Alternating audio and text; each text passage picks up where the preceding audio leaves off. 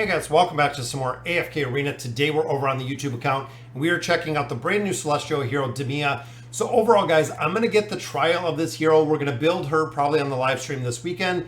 But looking at where she is being used, it is literally absolutely everywhere that we are seeing this hero, which again is kind of crazy to think that we have a new hero that is being used in this capacity.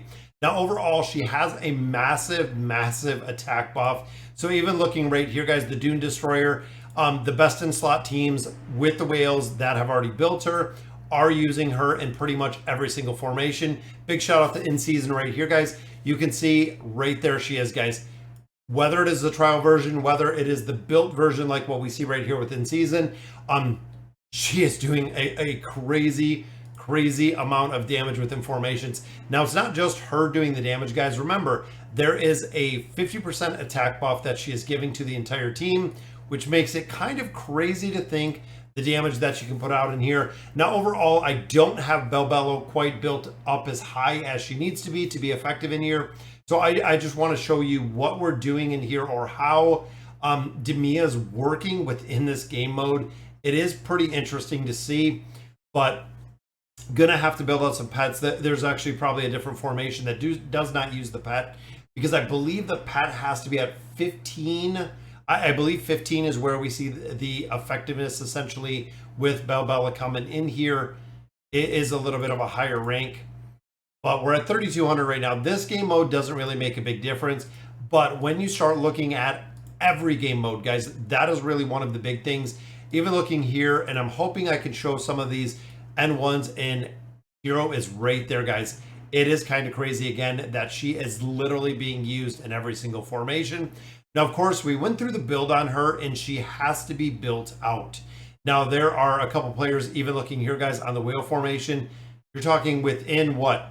It's almost on the same par with what we're seeing Scarlet, because I believe we're getting about 20 seconds in, but they're hitting about 11 billion damage on this boss, guys. Look at the amplification on Rem. That is insanity, guys. That is, I mean, 9.25, which is funny because looking at all of these, it seems like it was a lot more. I know we do have some out there from the pet, but it's very interesting to see that these formations, how fast the hero is being utilized within the game mode. And again, I want to try her in this game mode. I save these. I'm not sure if it's going to be the best. And again, looking at the pet, this is the one that I really don't have built. Again, I believe 15. I don't know if this game mode it makes a big difference, but you'll also notice in here, we are seeing a resurgence of the original version of Taylene with Orthos in the formation. Again, that is one that we're seeing coming back. Raku is in here, which I absolutely love, guys. We have Vathiel in here, of course, with Brutus and Lucretia, and then Rem, guys. If you did not build out Rem, if you have not had a possibility to actually build out Rem, just broken when it comes to the damage in this game mode, guys. It is absolutely kind of crazy. So I want to go through, I want to run it the first time. And unfortunately, we are seeing the exact identical scenario that is happening in the Nightmare Corridor. Within those formations, again, the heroes are having an incredible amount of utility within that game mode. And even here, guys, the Awakened version of Baden. We have Hodgkin in here as a buffer, Mortis as a buffer, Twins in here as a buffer. Oden, of course, just creating this super cycle, and Baden will crowd control everyone together to make this just, again, it's kind of crazy. The synergy that we're seeing within all of these different game modes, and how different and how much damage amplification that Daemia is putting out in these game modes, guys. Now, overall, I know, again, not a whale built account. We don't have everyone built out. Even looking at the Twins, looking at Mortis, I have Oden at the 60. I have Baden at the 60, Hodgkin at the 30. I've been slowly going through here and systematically building heroes specifically for this game mode. I know there are a lot of free-to-play players that do the exact same, guys. We are seeing these heroes specifically being made for this game mode. Now, again, it kind of is the debate that we've been seeing between, do you build heroes for the Cursed Realm, the Nightmare Corridor, the Treasure Scramble, or do you focus on levels within the Resonating Crystal for the campaign and for the towers, and other game modes with the martial ratings? It's really a toss-up. between all three methodologies and all three kind of game modes that rely on those levels, it's interesting again to see kind of the dynamic. Now I go through this at least one time. I actually do a ton of trials in here, but what I make sure, guys, is looking at the damage and also looking at the heroes. When I'm going through this specific game mode, if the heroes are dying out long before they should, so if I have heroes that are dying out, you know, that are like this almost a minute in, and again, I believe it is the pet in here that is not working. We're gonna have to swap that one out. But I make sure again that we have a little bit of the survivability aspect when it comes to building out these heroes. And even here, I don't think Taylene is strong enough to overcome Silas. Which, there we go. Yep, she moved right there. No, it looked like Silas in that one. It's kind of hard to see. Let me slow it down when Orthos ults. If the original version of Taylene is not the strongest hero in here, so there we go. I do not believe it looks like Nevy's moving. I'm gonna have to check that, guys, because again, this formation will not work at all if Taylene is not the strongest hero in here. And I've been slowly systematically building out Taylene. You can see we have her at 4 stars right there. I added some more stars on Taylene. This is the reason why watching the battles are so important. Nevy is actually a hero that I just got up to that E60. So again, looking in here, it looks like Nevy is moving when Orthos ults. So this formation doesn't work at all because Taylene is not going to put out the damage when Nevy's ulting. We also see the exact same thing, guys, with Silas. A lot of times, because Taylene, of course, power creep is an older hero, we will see that Taylene doesn't have the power that Silas has if you have him at the E60. So again, systematically, what I've been doing is building out Taylene a little bit higher and a little bit stronger to actually work within this game mode. But again, I don't want to skip it because I want to get into the next battles. So number one, I know in that second formation, we're going to have to change the pet. That is going to have to be a must. Now, once I get my formation set, so what I do, you know, utilizing Cursed Friends, utilizing a couple different resources, even looking at the best in slot teams, I find the formation that works within this game mode. And then once I have the formation, once I'm happy, usually, and again, probably 2, 3, possibly even 4 runs through here, because now Taylene is moving because she's gotten to the point. I'm pretty sure she has the blade in here. I'm pretty sure because she gets essentially stronger over time. This one, of course, Raku. You cannot have Raku die in here, guys. If Raku dies, it's pretty much game over. And even here, Raku needs the buff within this game mode. But it is a lot of damage and a lot of just lockdown, guys. Remember, when there's crowd control from Leonardo, when there's crowd control from Joan, Raku's damage is amplified. We also have Saurus in here, which of course is huge when it comes to the ability to keep this team alive. Saurus with the plus 30 signature item, you can see right here, he does have all 5 stacks, which it looks like they dropped right there. But at all 5 stacks, he will just literally heal up this entire team. And then, of course, the Moth is on Raku, and Raku just keeps crushing damage in here, guys. It's pretty good. 3.7 billion in there. This one, of course, we have all of these heroes built, which I love. Skarath and Queen will actually keep these heroes together.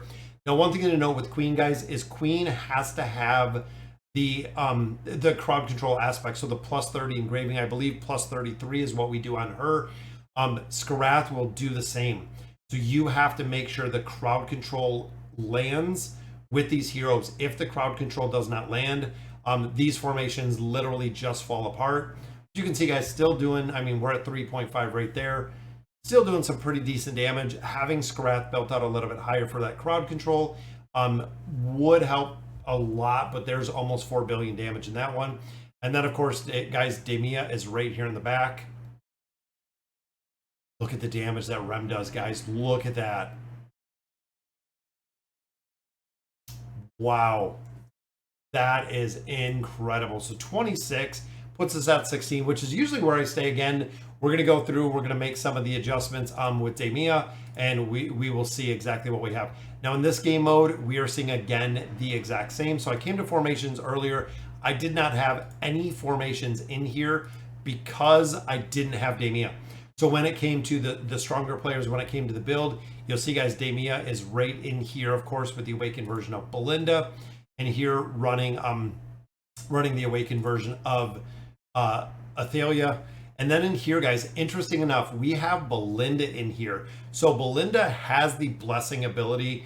The original version of Belinda will put that blessing ability on Rem, on the strongest hero, which it might be Scarlet in this one. We might want Scarlet to actually get that buff. And then looking in here, guys, we have the awakened version of Solus. Orin is in here, Olgath. So again, a pretty unique build with those heroes. We have Matria in here, and you'll notice a lot of times in here is she is not running with other Hypogean heroes. So a little bit of a change in there, guys. And then, of course, when Orthos ults, we are going to see Matria moving on this one. And then, of course, we have Thane in here. We have buffs, and we have some of the movement in there. We have the Moth, which, of course, is going to go on that awakened version of Thane. And then we do have Belinda in here, guys. Again, I'm going to run through here one single time with Daemia and see exactly where we're at, guys. Now, the boss fights, remember, this game mode specifically is about timing. This one, and Anasta, I think I need a little bit stronger in this one, but the faster you kill the bosses in this game mode, the better you score. Even there, guys, 49 seconds. We can definitely do better than that. Edwin needs to be built up a little bit higher as well. And you'll see right there's the blessing. So looking right there, guys, the blessing is up on Rem, and the blessing is up on Scarlet. So she actually blessed both of those. The blessing was up with both of them. Rem went down early, guys. Original version of, which again, that could have been some RNG from Scarlet. Unfortunately, we still see a lot of the RNG aspect because she will actually kill out her own teams. We might not even get this one down, guys. See, we didn't even kill the boss in that one. This is another game mode. It's really big RNG for this. Some of these bosses, look at Olgath, guys. Olgath just crushed it there on damage. And again, I'll go back through these and I will see exactly where I need to build up some of these heroes. So buff goes up right there. Boom, there's the ult. And of course, Matria still moves on this one. Just putting out a lot of damage, guys, even when the timer stops with that ult. When Orthos ults, Matria still kills all of these enemies, guys, which is awesome to see. Of course, the Savage Souffle up there. And this is our new boss. So this is the awakened version of Thane. I believe you got to get through the shielding aspect. So we have to survive for a certain amount of time. There we go, guys. Once you hit that timer, that cooldown, you can crush the boss there. Then, of course, the awakened version of Belinda. Again, that second team I am going to have to look at, guys. Alt after alt after alt. Again, we have a big built Daemia out here. Boom. So not too bad overall. Just have to get, again, that second boss. I'm going to have to look at building out a couple more heroes or swapping it up. Again, that is pretty RNG, especially with Scarlet. Now we have, what, 4 more days before the reset on there in the Dream Store. Again, we have about everything out of here. I'm going to buy out my Stargazer Scrolls.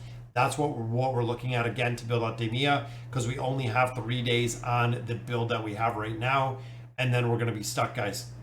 So overall, pretty good. I mean, we're what, 74? We need to kill the other boss in there, of course. I'm going to mess around with some of these formations, guys. Even looking at here, we're in the 16, which again is pretty good. We have 2 formations to work on. We have the 3rd formation in the Nightmare Corridor, and this is how we do it every week, guys. This is honestly how we do work it and how we figure out the formations. Now, overall, guys, Daemia is going to be a requirement. Again, we are seeing her as a buffer within every single game mode. The damage she is putting out, or the damage amplification she's putting out, is very, very broken as a mage. It is almost as we have another support hero in here. So again, guys, that'll do it for today's video. Let me know in the comments what you guys think. And as always, thank you guys for watching.